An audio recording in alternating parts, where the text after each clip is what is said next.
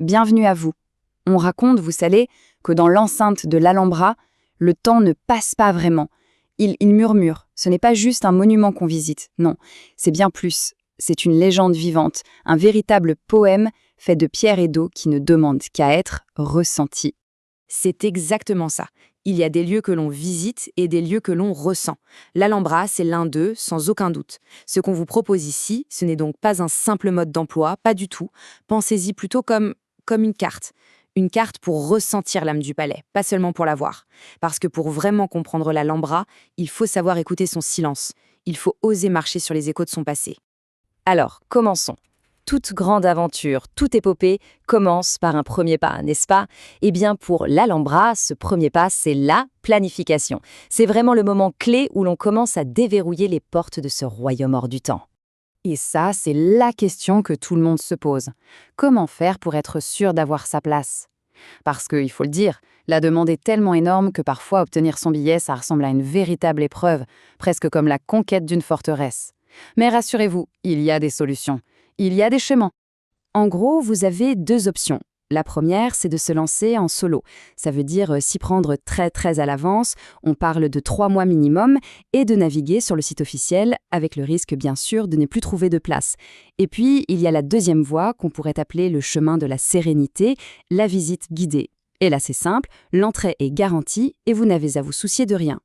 Alors attention, un point vraiment crucial. Pour absolument tous les visiteurs, sans aucune exception, il faut présenter une pièce d'identité. Et j'insiste, l'original en physique. Pas de photocopie, pas de photo sur le téléphone, ça ne passera pas. C'est la règle, c'est votre sésame indispensable pour pouvoir entrer. Bon, une fois qu'on a réglé ces aspects pratiques, on peut enfin passer au cœur du sujet, l'expérience elle-même. Parce que franchir les portes, c'est une chose. Mais le plus important, c'est de réussir à décoder les histoires que les murs renferment, d'entendre les secrets que les fontaines nous chuchotent. Et pour vivre cette expérience, il y a plusieurs saveurs, si l'on peut dire. Vous avez la visite classique, en journée, pour un grand voyage partagé dans l'histoire. Il y a la visite privée, pour un moment plus intime, un récit rien que pour vous et vos proches. Et alors, il y a la visite nocturne. Là, c'est une autre dimension. La magie du palais sous un ciel étoilé, c'est quelque chose. Sans oublier, bien sûr, les visites adaptées pour les groupes scolaires. À chaque fois, c'est une aventure, une narration différente. Cette phrase résume tout, vraiment.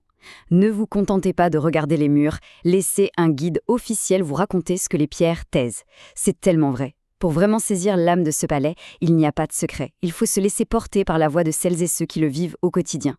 Un bon guide, il ne fait pas que montrer, il révèle. Il tisse des liens, il transforme une simple visite en une connexion profonde et vivante avec l'histoire. Et pour cette visite complète, il faut compter environ 3 heures. C'est vraiment la durée parfaite, vous savez. C'est assez long pour tout explorer, des fameux palais Nasrid jusqu'au Généralif, sans jamais se presser, mais ce n'est pas trop long non plus, on ne finit pas sur les rotules. C'est juste ce qu'il faut. Ok, on a parlé de l'histoire, de l'âme du lieu, mais l'expérience ne s'arrête pas là. Pour que tout se passe parfaitement, il y a encore quelques petits détails logistiques à connaître. Et aussi, quelques secrets que Grenade vous réserve bien au-delà de la forteresse. Par exemple, quelques règles de confort. Enfin, règles, disons plutôt des gestes de bon sens et de respect pour ce trésor. Les gros bagages, on les laisse à la consigne, qui est gratuite. Pareil pour les poussettes, il y a un service de prêt de porte-bébé super pratique.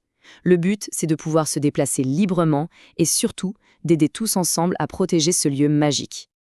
Allez, quelques autres infos pratiques en vrac. Question accessibilité, le site est partiellement accessible et il y a un service de prêt de fauteuil roulant. S'il pleut? Pas de panique, la visite est maintenue, une grande partie du parcours est à l'abri. Et enfin, un point important, les annulations.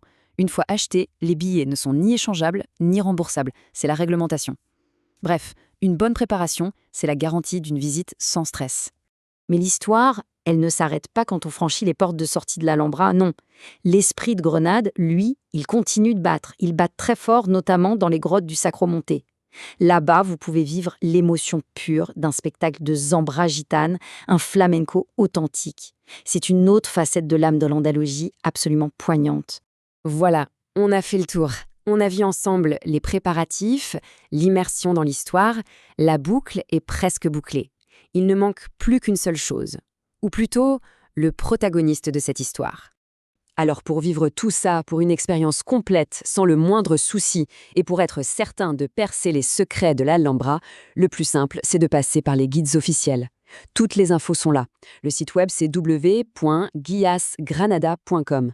Vous pouvez aussi les contacter par email, par téléphone ou même via WhatsApp. C'est vraiment le meilleur moyen de réserver et de commencer à écrire votre propre histoire à l'Alhambra. La forteresse rouge est là. Elle a traversé les siècles. Ces histoires, elles, attendent.